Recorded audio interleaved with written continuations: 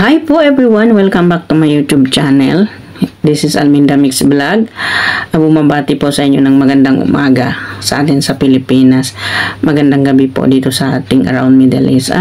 Panibagong reaction video po natin dito. Reactionan po natin itong sinasabi ni Ma'am Beth dito na pati kaming mga Muslim ay dinawit na nito. Baga, hindi lang ang pugong biyahero dito ang dinawit niya. Pati nga kami mga Muslim ay dinawit na nito. Na ayon sa kanya ay ipinagpo-post daw niya na may pinost siyang isang Muslim dyan at ito ay sinabihan niya na isang DH daw sa may Saudi Arabia. Ma'am Beth, wala naman hong problema kung kami ay mga tulong dito sa ibang bansa. Hindi naman ho kami ninyo mabibigyan ng kung anong gusto namin. 'Di ba? At kung manglait po kayo, sobrang-sobra naman, 'di ba? Oo nga, sinasabi nga ninyo, hindi naman kayo nanlalait sa mga OFW kasi OFW yung mga ano ninyo, mga kamag-anak ninyo. Kayo nandyan ho kayo sa ibang bansa, ano bang tawag po sa inyo? Porket ba tayo nakapag-asawa kayo ng ng tawag dito ng sundalo diyan sa yung asawa niyo ay US Navy, dapat po ba kayong manlait? Kung galito kayo doon sa isang wag niyo pong idama yung mga Muslim lahat, hindi naman kayo inaano namin, di ba? Ang sa amin lang po naman doon ay maraming naitulong itong si Sir Paul, si Pugong Biyahero, sa lahat-lahat ng mga kababayan natin sa Pilipinas. Kung mayroon ho naman kayo na itulong, sa inyo na yun. Kung ayaw ninyong tumulong, di wag na lang po kayong tumulong kung marami kayong sinasabi. Hindi ba mga kababayan? Kasi ang dami dito, hindi talaga siya kumbaga, hindi siya maka-get over. Eto, nag-uumpisa na naman siya, gumawa na naman siya ng hindi magandang kwento, nagpaparinig na naman siya dito sa Pugong Biyahero team. So ano ba talaga yung gusto nitong si Ma'am Beth na pati kaming mga Muslim ay dinawit na nito? 'Di ba? So pakinggan po natin itong mga pinagsasabi nitong si Ma'am Beth kung ano-ano. 'Di ba, pakinggan po ninyo. Mga anakis kong mga puang, daghan ko anakis buang original kong mga anakis, kinsay original anakis na ako diha. Sabihin mo, I'm here. Mga aswang. Saan na yung mga team aswang, team... dito sa Virginia Beach, maganda dito pag summer, pero pag ganito, Diyos ko, manginginig naman pati tinggil mo, dahi. Di ang lamig-lamig. Kung ipanuhod ko, dahi, kaya nga ang ako ligo, dahi, tag alas 2, madaling araw, alas 3, never ako na ituo mo. Ang masamang dam mo, dahi, matagal ginaday makuan, pero maagang away ning patawad. Para kasi sila dumala. Muslim yun ang Muslim na yun. Tapos tiningnan ko pag nakapanglait doon sa Facebook ko, akala mo,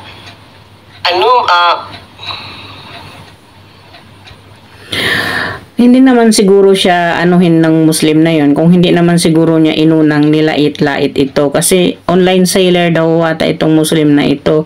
Yung bang mga Muslim na Maguindanao, siguro ito yung inaano nito na nagtitinda ata ng mga peke daw na mga damit made daw in China, kaya din siguro siyang niresbakan nitong Muslim.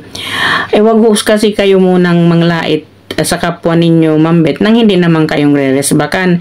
Nang kayong reresbakan, nagagalit kayo, hindi ba mga sisters natin dyan, di ba mga kababayan? Bakit kailangan niya manlait? Kung ang titinda po ninyo, Ma'am Beth, ay mga imported, wag nyo pong ikumpara doon sa mga taong hindi naman kaya tulad ng inyo na may pera kayo, mayaman kayo, kaya nyong mag-online seller ng mga diamond or what something else or mga original o mga branded name na bags. Kasi yung kaya ng tao tulad nitong nilalait ninyong Muslim, kung ano yung kaya niya, hanggang doon lang po yung kaya niya, hanggang doon lang po siya. Hindi po natin pwede ikumpara sa inyo. Kung mayroon po kayong kaya, magpasalamat po kayo sa ating Panginoon na mayroon po kayong ganyan ikakaya. Huwag po ninyong laitin kasi wala naman yata pong ginawa sa inyo itong Muslim kung hindi po kayo umuna ng lait dito.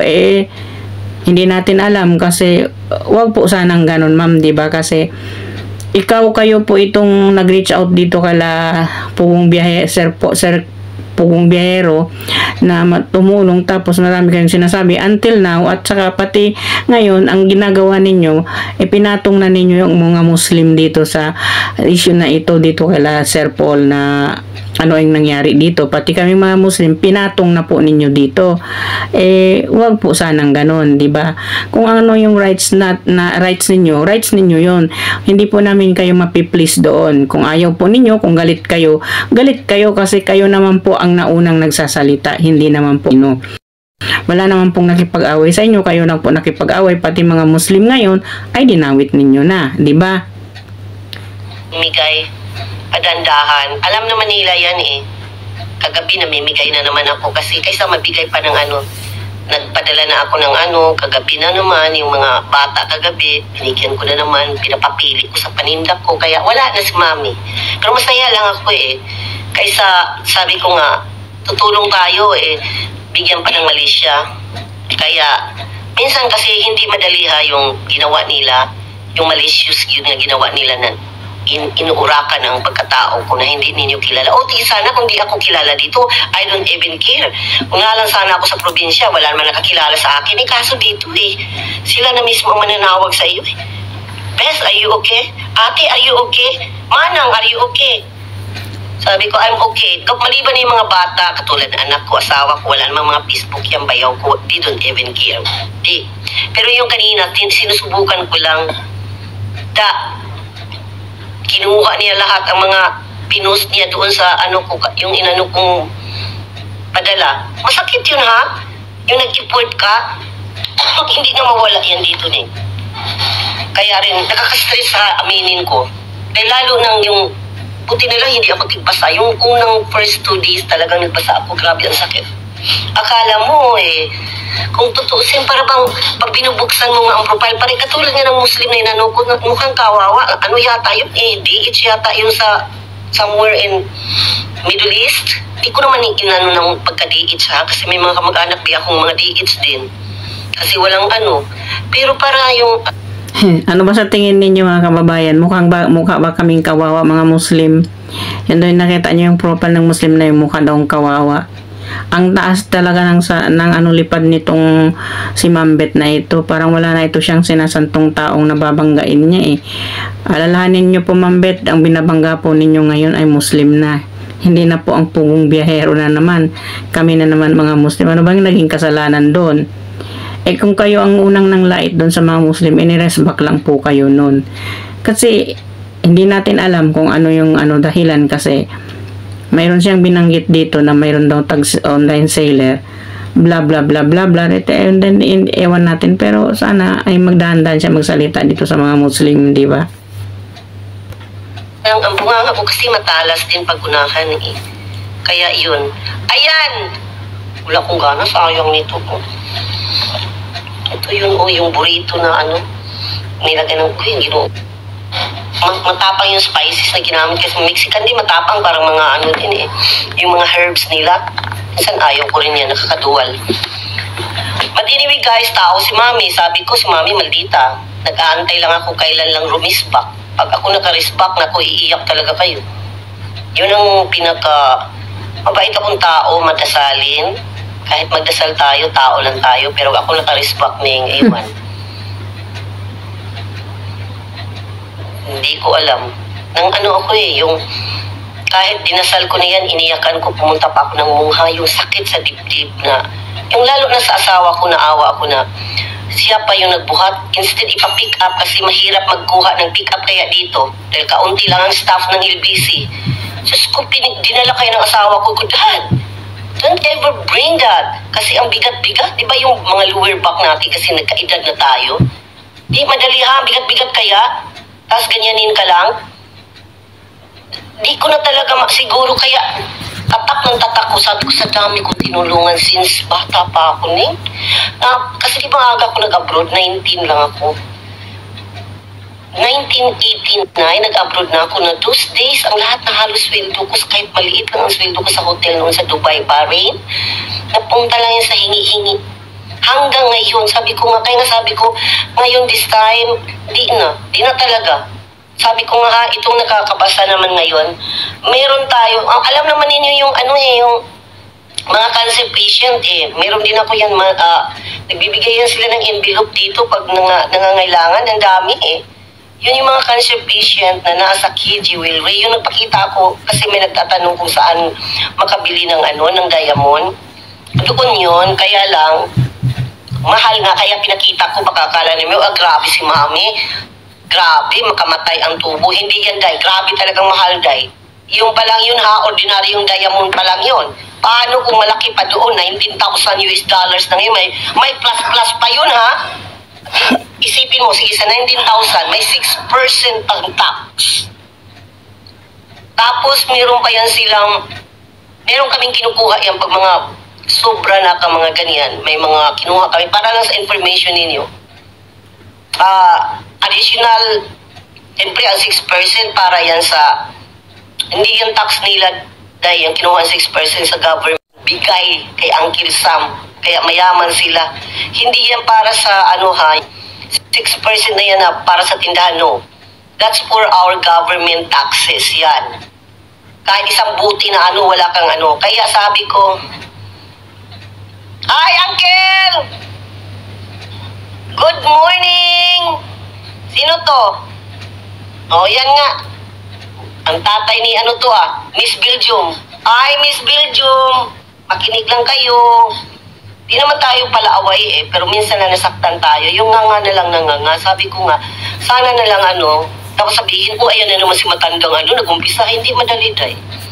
Dahil wala ako na benefit sa inyo Pinagsisihan ko. Alam mo, in fact, yung isa kong pinsan, second degree kasi na po na yun. Kasi ang lulo lang namin magkapatid, sabi ni alam ninyo yan.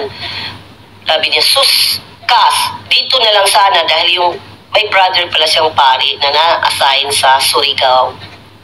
Di pa naman tayo nag-meet mga kasin kasi malayo ako. Nasa Surigao, sabi niya, sus, yung binigay mo na, kasi nakita nga nila ng hinayang, pati yung pinsan ko doon na nasa din, Laguna. Sabi na dito mo na lang sana pinadala, Tibet. Ang dami nang natulungan dito mga kapitbahay. Ko, siyempre naawa kasi kapag ginagamit na yung kahirapan ng bundok, yun din ang Ginagamit lang naman nila talaga ni Pugong Biyahero ang kahirapan Lalo na scripted, may bayad. Sabi nga niya, next time sis, kung merong kakas mga gamit, kung marami akong gamit, kailangan mahal lang talaga padala. Diba sabi ko may second box pa dapat yung Pugong. Doon ko na lang ibigay yung sa mission ng pari. Pinsan nga namin, diba sabi ko may pari kami. Pangatlong pari na pala yun na kamag-anak namin. Kasi ang alam kong pari na pinsan din namin, dalawa lang. Ito yung pari na iba. Kasi hindi kami, malaki kasi ang Mercadal Sabi niya, sus, ang kapatid ko, nag-reach out din ng mga mahihirap. Ko sige sa susunod pag ako. Mahal kasi magpadala. Doon ko na ipadala doon sa pari na kamag-anak namin, pinsan namin, kasi ang mga lulo namin magkapatid. Diba tama? Second degree cousin. Ayan, idasal na lang ninyo ako, day. Sabihin mo na lang sa kapatid mo na brother na minsan din tong tao lang din ako. Doon ko na lang ibigay. Kaya nga dito rin, yung sa key jewelry, meron sila doon sa yung mga cancer patient. In fact, nagbigay din ako kahit maliit kasi wala din akong dalang pera. Di ba, dinidibit ko na nga lang kasi para makatulong. Sabi ko, instead, ipadala ko na lang kahit kanino na mga ungrateful, di nga marunong magsabi na thank you. Kahit sa mga kamag-anak ko, nasaktan na ako sa tagal, dito ko na lang ang daming, di ba yung sinabi ko, dalhin ko kayo sa... tingnan po ninyo, mga kababayan. Ay, dinawit na niya to. Hindi na lang itong hindi talaga siya makamove on doon sa nangyari na yun. Ay, pati na po kaming mga Muslim ay dinawit na nitong si Ma'am Beth. Ay, ano ba ho ba tong problema niya sa mga Muslim at bakit ay dinawit na niya ito, that isa lang naman ang nagkasala sa kanya ay sinabi na niyang Muslim daw. At saka ito ay hindi pa talaga siya matahimik dito na ay nagparinig na naman dito kay Sir Paul na kung ano-ano naman ang sinasabi. Nag-uumpisa na naman siya. Kumbaga, ewan natin kung ano itong gustong ni Ma'am Beth na mangyayari at hindi pa ito natatahimik ay nang dahil doon sa package na binigay niya doon kay Sir Paul. At ito na naman ay sinabi niyang itong ano daw, kumbaga itong mga ano na yung mga kahirapan ay ginagamit lang ni Sir Paul dahil ewan scripted daw or something ngayon, at hindi alam itong ni Ma'am Beth na talaga naman ay paano magiging scripted ang mga pagtutulong na yun. Hindi naman pwede maging scripted yung pagtulong mo sa isang tao. Kung talagang siguro ito siya, ganun siya, scripted kung tumulong siya. Kaya yan ang sinasabi niya ngayon kay Sir Paul, at hindi ito matahimik at hindi ito makatulog dahil doon sa nangyari na yon. Kung baga siya rin naman kasi ang humanap nitong kanyang sakit sa ulo, di siya yung kung ano-anong sinasabi na hanggang ngayon ay hindi pa talaga siya makamove on dito sa kanyang ginagawang hindi maganda sa kapwa niya. Kung gusto mong respetuhin ka, di mang respeto ka sa tao. Yan ngayon, pati itong katulad naming Muslim na nagtatrabaho dito sa Middle East ay dinamay mo na nagmumukha na kaming kawawa, kaming mga DH dito. At least marangal po yung trabaho namin, Ma'am Beth, para po malaman mo. Bilang DH at marangal lang aming trabaho bilang isang DH. Kung kami man mga Muslim ay nagtatrabaho dito sa Middle East, ay marangal po ang aming pagtatrabaho dito sa Middle East. Yun.